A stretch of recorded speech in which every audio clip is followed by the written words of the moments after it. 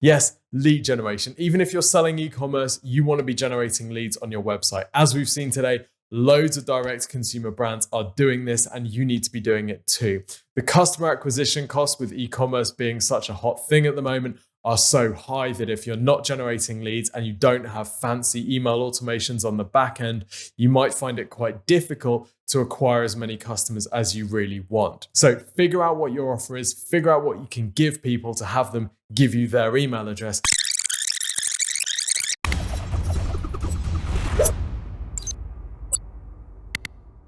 The direct-to-consumer business model has been one of the biggest phenomenons in business this century, with well-known brands like Gymshark coming from a direct-to-consumer background and being valued at over $1 billion, groups like the Hut Group being made up of a bunch of different direct-to-consumer brands turning over more than $1 billion. You've got high-profile exits of direct-to-consumer brands like Movement Watches, for example, that grew from zero to a $300 million exit in just 5 years. And direct-to-consumer clothing companies like Lounge Underwear growing at over 350%, it's not hard to see why so many people are piling into direct-to-consumer right now. In this video, we're going to map out a growth strategy and lay out the ultimate guide to direct-to-consumer digital marketing that you can follow if you're a direct-to-consumer brand wanting to build your customer base. But first, what's going on? Why is direct-to-consumer such a growth story at the moment? Well, let's look at an example. At Exposure Ninja over the years, we've worked with a fair few direct-to-consumer brands, and one that we're working with at the moment is Soccer Supplement. Now, Soccer Supplement sell supplements for footballers, or in American, soccer players, or soccerists. Well, let's imagine that we were growing Soccer Supplement from scratch in, say, 2010. What would the process have been? Well, the first thing that we likely would have had to do is take the product out to some local independent stores and basically beg them to stock it. Please, can you put this on your shelves to sell to local customers? We would have had to sell this product to the store at a huge discount off RRP so that they could take their cut and make money from the sale. Hopefully, they sell some. If they sell some, that gives us some revenue that allows us to go to the next step. Now, the next step would have been to take the product to larger stores. Now, hopefully, if we've sold some at the small local independents, the larger stores would have given us the time of day and might agree to a trial. But they might also require us to run some big, expensive brand advertising campaign that will be completely untrackable in the hope that we drive people to their stores to purchase the product. And by the way, these larger stores would have required even more of a discount on RRP so that they could make their cut. So this is the route that we have to take. We have to keep going through retailers, hoping that they will sell their product to their customers, and in return giving them a massive cut of the RRP every single time. Now, we as a brand, remember, have no relationship with the customers. We don't actually know who's buying the product. We don't have their contact details. If we want to launch a new product, we have to go to our retailers and try to get our retailers to launch the product for us. We can't do that direct because we don't have that relationship. Now, that's okay, as long as they're selling stuff and these big stores can ship loads of units, so that's all great. But what happens if a competitor comes along and wants to bump you off? Let's say they offer the store an even bigger discount on their RRP, or they just pay the store outright to take the most prominent shelf space and nudge you down.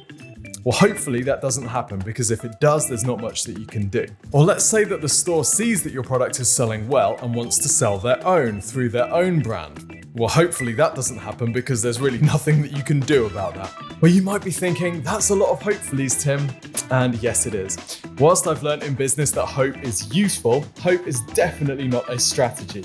But let's contrast this with a direct consumer model where you create a product, you build an e-commerce store, you run ads that you can track, selling your product at RRP or whatever price you want to sell it, basically a much higher margin either way, and you build your customer list. You own that customer relationship. When you create a new product, you can send it out to your list. If you want to run retargeting ads to them, you can. You have complete ownership over that interaction. There's not much hope required to make that work, and that's why direct consumer has taken off in the way it has. Bigger margins and more control means faster growth. But here's the downside. When it comes to direct consumer marketing, more control is great because you are solely responsible for marketing and selling your product. But that also means that you are solely responsible for marketing and selling your product. And as anyone who has tried to grow a direct consumer brand before will know, it's not as simple as build it and they will come. You need a very comprehensive and well thought through digital marketing strategy. Well, it's your lucky day because that's exactly what we're going to do in this video. I'm going to break down the ultimate direct consumer digital marketing plan that you can use. This is based on our work with DTCs, obviously being their marketing agency, also our analysis and deep dives that we've done into some of the fastest growing DTC brands in the world, like the Hot Groups brands, Gymshark and Movement Watches. So stay tuned. Firstly, we're going to go through some principles, and then at the end, I'm going to give you my top actionable tips based on the biggest blockages that we see DTC companies struggling to get over with their digital marketing. Let's do this. The framework that we're going to be using in this video is the Exposure Ninja Star Marketing System. So this is a 5-step system which basically outlines the 5 key elements behind any successful digital marketing campaign based on our work with clients and also our analysis of what's working really well out there. So we've got these 5 elements, and this works fantastically well for DTC brands as well. The first step in the system is positioning. Now, positioning is all about clearly defining what your business is about, your tone of voice, who you're selling to, and the specific problem that you are solving. This is really important for direct consumer brands because in the early days, to get traction, it really helps if you focus your audience and offer a very clear solution to the problem. Now, we're going to look at some examples of direct consumer brands that have done this really well in the next section. But the next element of the star marketing system is the web presence. This is your website and also your social media channels. Now, the website, an e-commerce site, is core to any D2C brand because this is where you make money. This is where your audience, your followers, your email list turn into customers. We're going to look at some examples of direct consumer brands that have done a really good job of their website and also looking at the key principles that you need to copy if you want to get that sort of growth for your D2C brand.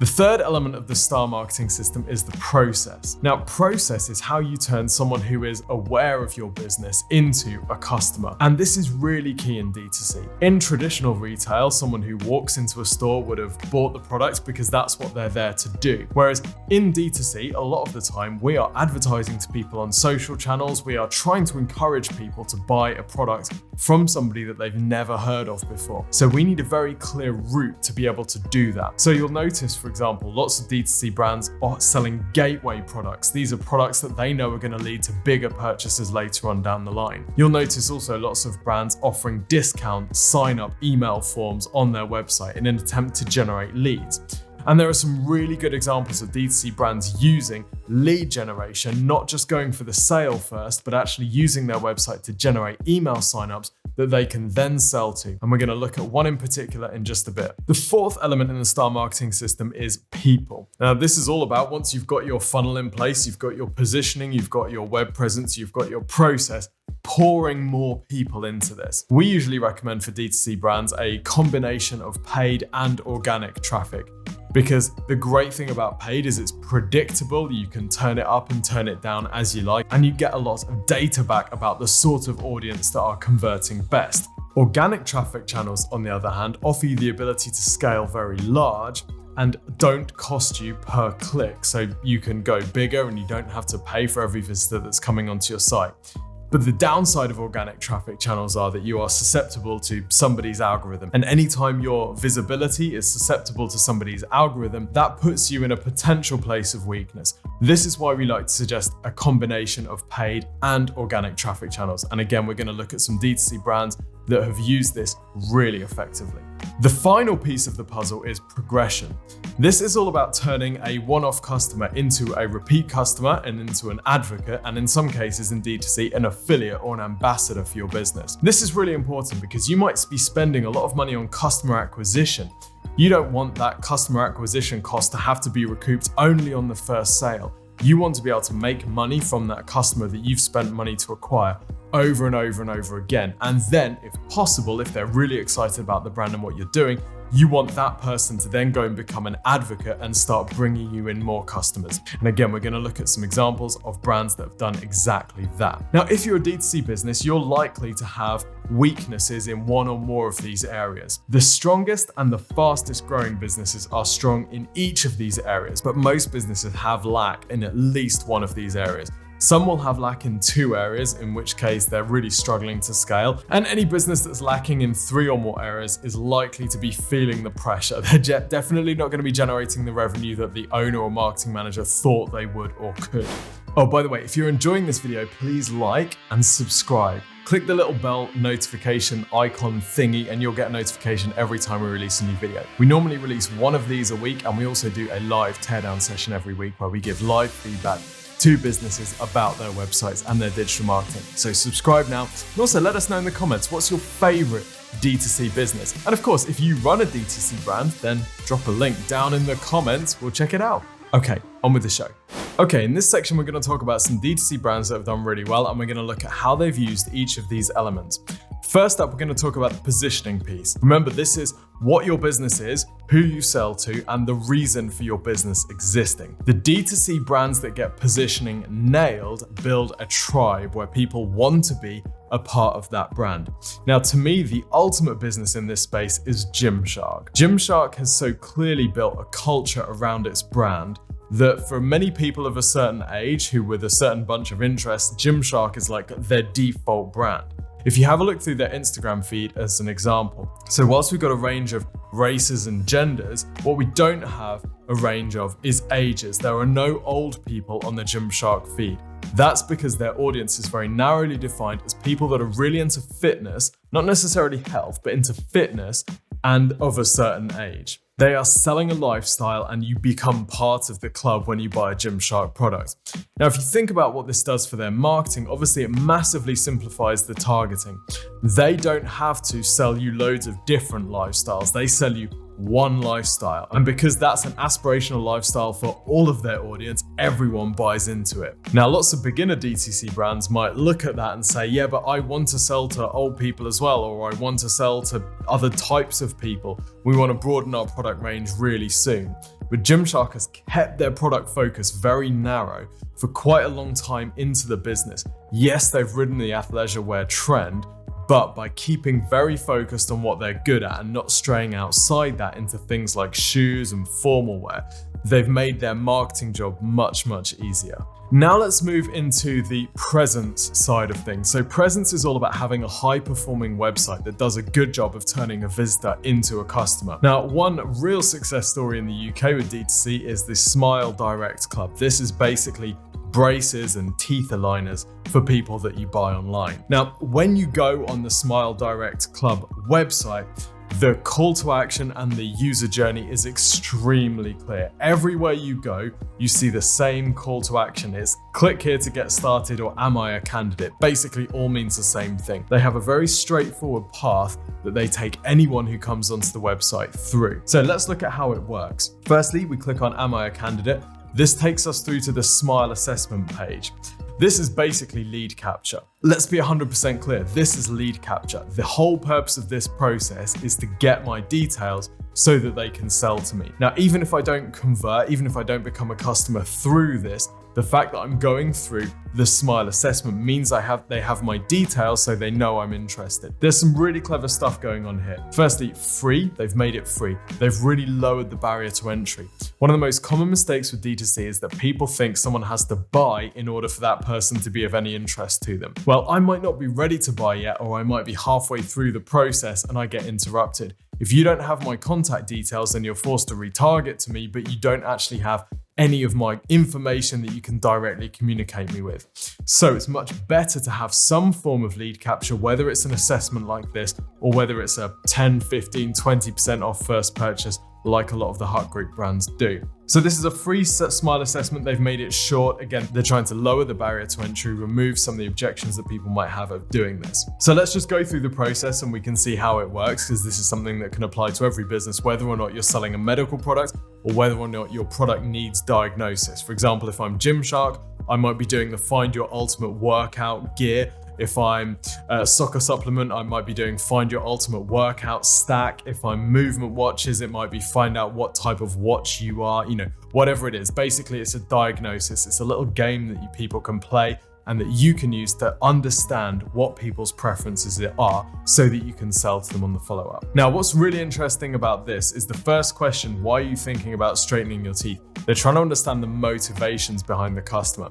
Now, whether they're sending me into a segmented email sequence, according to my answer, I don't know. But if I was them and it says I'm getting married, I would be sending optimized content through the emails to people that sign up on that basis, right? The images would be people getting married with beautiful teeth. If it's I'm looking to start a new job, I'd be showing pictures of people in professional situations clearly being successful with great teeth, right? So you'd be playing on the reason that they have in their head for purchasing. Anyway, let's just say I want to get rid of that gap and I'm just looking for generally straighter teeth. Have I worn braces? Yes, I have. Fix a spacing issue. Let's go for that one. Okay, so we can see I actually don't get any results really tailored for me at all. Basically, yes, it works. You're allowed to buy from us. Now, what's happened is they've now got my contact details. They've clearly understood my needs, the reason for me wanting to do this, and they understand some things about my specific situation as well, which means they can tailor their follow-up communication to me. If they're smart, they'll put me straight into a retargeting list so they can start running Instagram and Facebook and Google ads to me based on the things that I've put in the questionnaire. And of course, they're going to tailor their email automation sequence, which will be designed to sell me into one of these two CTAs. So I now have two options. I can book a free visit, or I can order an in-home impressions kit. And by the way, they've always got offers on these.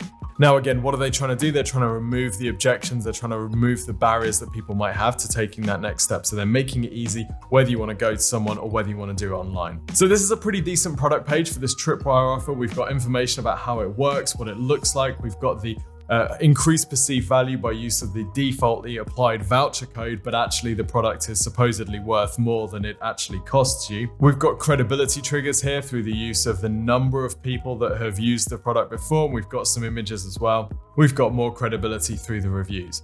Now, this is pretty good. What I might do is have a little video that shows people how to use it, and I might have some before and after videos so that people can be resold on the benefits of getting their teeth straightened, because I'm seeing lots of credibility, but I'm not necessarily seeing the progress.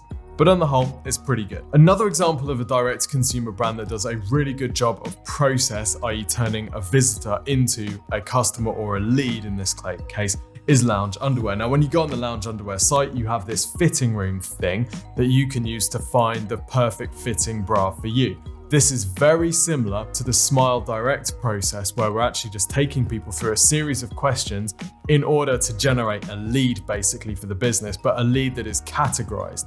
So they know, for example, what size bra I would need, what cup size and whatever the other measurement is, and they will be able to help me by sending me offers for that product. You can tell I really need the style guide. I'm completely lost at sea here. But the point is not just making the sale, it's generating the lead. Okay, let's take a look at a D2C brand that is doing really well with traffic, i.e. they're driving loads of people to their stores. Now, the Hut Group owns a range of D2C brands from Look Fantastic, which owns some of the cosmetic brands that it sells, and also sites like Myprotein. They are really good at driving traffic. And one of the things that you'll notice if you analyze the Hut Group brands is that even though they rank very well organically for the terms that they would want to, so for example, here we have Myprotein, ranking #1 for protein powder in the UK, driving a lot of organic traffic, both branded and generic. But even though they're doing that, they're still aggressively advertising. They're still paying to advertise. So you might think, well, look, it looks like they're driving around 1.3 million visits to the site organically every month. We'll probably turn the PPC down. That's not what the Hut Group does. The Hut Group goes all in with PPC. They're driving Google ads, Google shopping hard. Why? Because they know that if they can get a customer, they can monetize that customer forever. They sell consumable products that people have to buy and rebuy and rebuy. So they are happy to invest a lot of money up front to get that customer, knowing that their back-end process is so good that they can resell to them over time. Of course, one of the benefits of D2C is that you're not having to give the retailers a cut. But one of the downsides of D2C is that you often have to invest that cut that you would have given to the retailer into marketing to get that customer in the first place. But the great thing is you only have to invest that once. Once you've got that customer, you can resell to them over time. And that means that your margins go up as you bring more customers into the business. So it's not uncommon for a D2C brand in the early days to have much lower margin because they are investing in that customer acquisition. One of the things that the Hut Group and Myprotein do really well is improve the ranking for their product category pages. For example, this page here is all about protein shakes and it's ranking #1 in the UK for protein shake. There's a lot to e-commerce and we've got videos which are all about how to increase your e-commerce conversion rates. But one of the things I want to point out here is that the amount of non-commercial content on the Myprotein site is significant. Here we go into the protein guide where I've got 32 pages of information all about protein. Why is this here? Well, it's here for two main reasons. Firstly, to actually convert people. If people don't understand and they want a bit more information, great. Secondly, it's here to help with ranking. Whether this is because it's being indexed or whether it's because it's increasing time on page, this stuff really works to help boost the ranking of your site. Now, whether you have this as a separate guide or whether you just beef up the amount of category page copy that you have, or you have a separate section on your site which is all about information, product guides, blogs, articles, knowledge-based type stuff, it doesn't really matter. The important thing is though, is to have that information on your site. This is great for being an organic traffic asset, which you can get ranking for lots of informational phrases that are further up the funnel. But it's also a really powerful tool to send this content to your audience through your email list to get them engaged and to show them that you actually care about helping and supporting rather than just selling to them.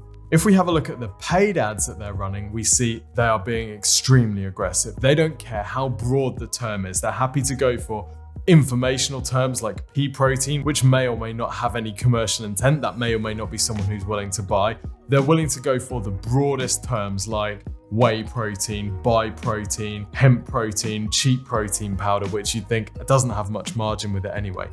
They don't care. They are just all in on customer acquisition through paid channels. Now, this is fairly common amongst D2C businesses that they will reinvest the profit that they're making into customer acquisition costs. This leads them to run at a loss or break even for many years whilst they're building up their audience and their top line revenue.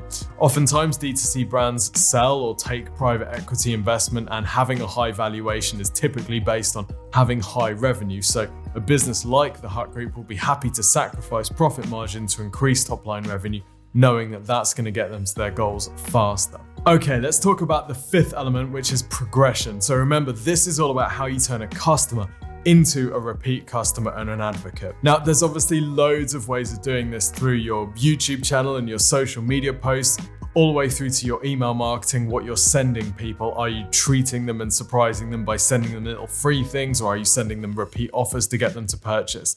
Now, it's obviously a good idea to have your email list segmented according to the products that they're interested in or particular audience types that they might be, whether it's they're into a particular type of exercise for Gymshark, or you might segment people by gender or whatever it might be. This allows you to tailor the messages that you're sending to each part of your audience. But you can also focus on making your audience ambassadors and potentially influencers for the brand.